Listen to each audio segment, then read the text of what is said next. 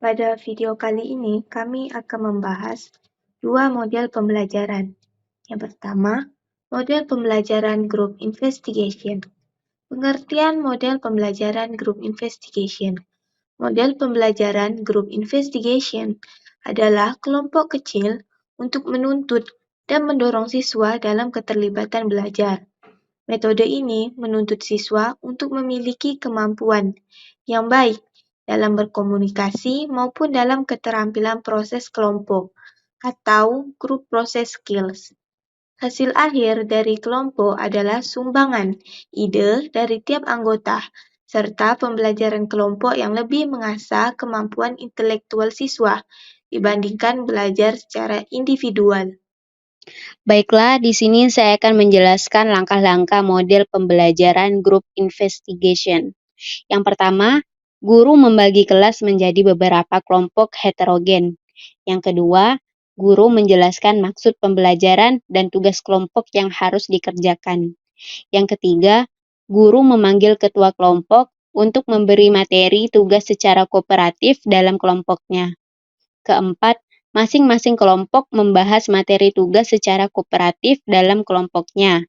Yang kelima, setelah selesai, masing-masing kelompok yang diwakili ketua kelompok atau salah satu anggotanya menyampaikan hasil pembahasannya.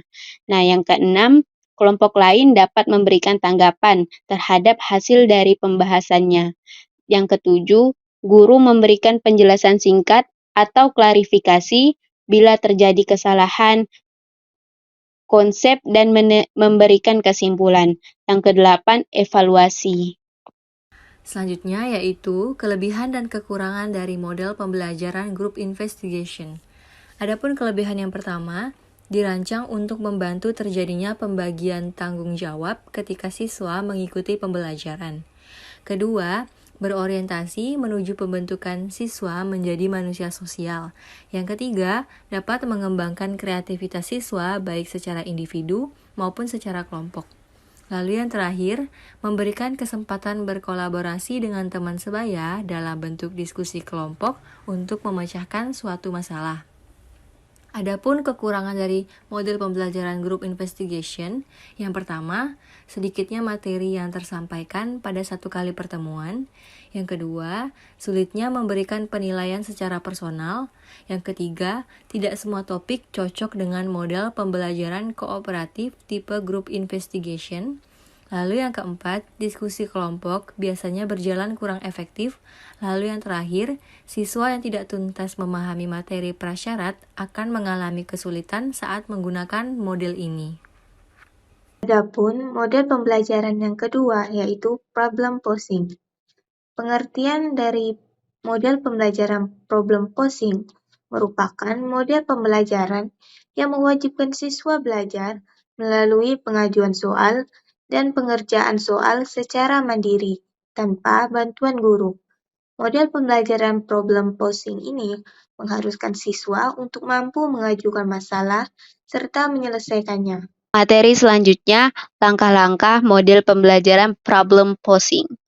Pertama, guru menjelaskan materi pelajaran, alat peraga yang disarankan.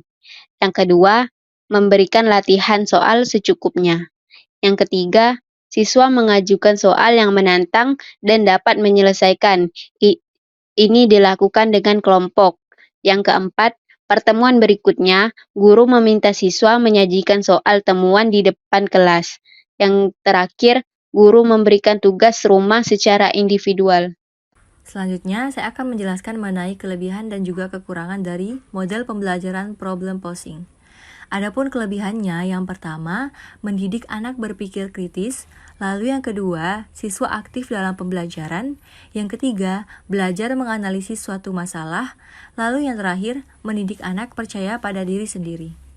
Adapun untuk kekurangan dari model pembelajaran problem posing, yang pertama, memerlukan waktu yang cukup banyak.